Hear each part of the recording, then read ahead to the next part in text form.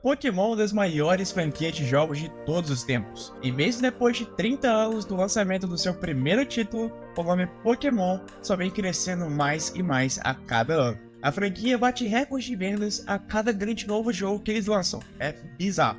Mas como que depois de tanto tempo, com outros jogos muito mais modernos e complexos, a cada lançamento Pokémon bate recordes de venda todos os anos? Isso não faz nenhum sentido, ou será que faz? Meu nome é Lucas, serei seu apresentador de hoje e vou te contar esse mistério de como Pokémon ainda faz tanto sucesso. Antes de tudo, já se inscreva aqui no canal e amasse esse joinha. Agora, vamos pro vídeo.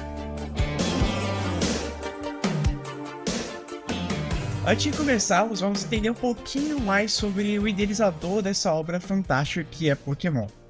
O grande idealizador dessa história toda foi o japonês Satoshi Tajiri.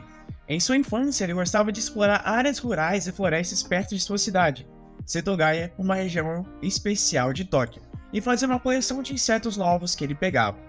Até por causa disso, ele era considerado estranho pelo resto de sua turma no colégio, justamente por ficar tanto tempo observando os insetos e outros pequenos animais. Anos depois, com a popularização dos fliperamas e o aumento da área urbana, ele viu as crianças parando de brincar na rua e nas florestas para jogarem jogos eletrônicos em locais fechados.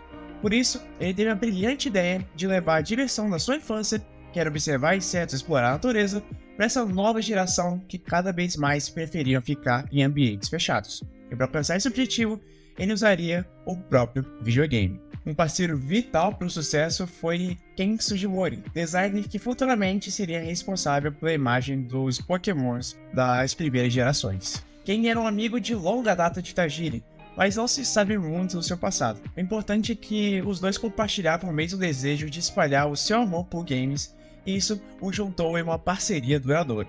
Essa parceria criou a Game Freak, que no começo era apenas uma revista sobre videogames, mas logo depois virou uma desenvolvedora de jogos, assim publicando seu primeiro título de sucesso, Unity, em 1989.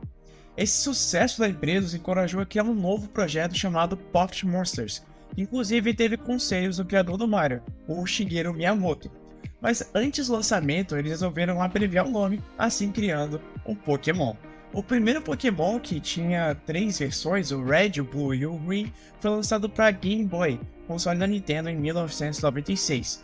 E em seu primeiro ano, só no Japão, chegou a bater a venda de 1 milhão de cópias. Impressionante. Esse sucesso se deveu a diversos fatores, um deles são seus mistérios, como o Pokémon secreto Mew, que virou agente de várias teorias e rumores na época, aquecendo mais com interesse pelo game. E, obviamente, Pokémon não parou por aí. Depois de 9 gerações, mais de 900 Pokémons criados, e depois de passar por 8 consoles diferentes, Pokémon continuou batendo recordes de vendas. Por exemplo, no dia que estou gravando, o último Pokémon lançado foi o Scarlet e Violet, que em 3 dias bateu 10 milhões de unidades vendidas, consideravelmente maior que a geração passada, a do Sword e do Shield, que venderam 6 milhões de cópias. Aí alguns podem estar pensando, claro, se o jogo melhora todo ano, ele vai vender mais. Mas esse nem foi o caso. O Scarlet e Violet, por exemplo, foram duramente criticados por terem gráficos abaixo da média do console, ter muitos bugs e queda de frames constante, apesar do escopo maior do projeto e das novas mecânicas incorporadas. Sem falar que a franquia há muito tempo vinha sendo criticada por não ter muitas melhorias técnicas de um jogo para o outro. Então por que a franquia só continua crescendo?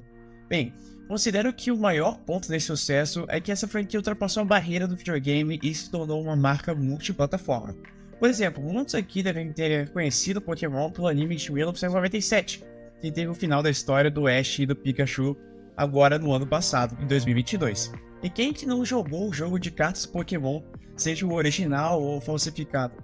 Tiveram até 2 filmes live action inspirados na saga, o Detetive Pikachu 1 e o 2. Pikachu mesmo acabou virando um grande símbolo não só do mundo otaku, como de toda a cultura pop, sendo muito difícil conhecer alguém que nunca ouviu esse nome. Isso tudo sem falar em outros formatos de jogos, como o Pokémon GO, que trouxe uma proposta muito mais atraente às novas gerações, as quais agora podiam ver o seu monstrinho do seu lado e sair caçando eles com seus amigos.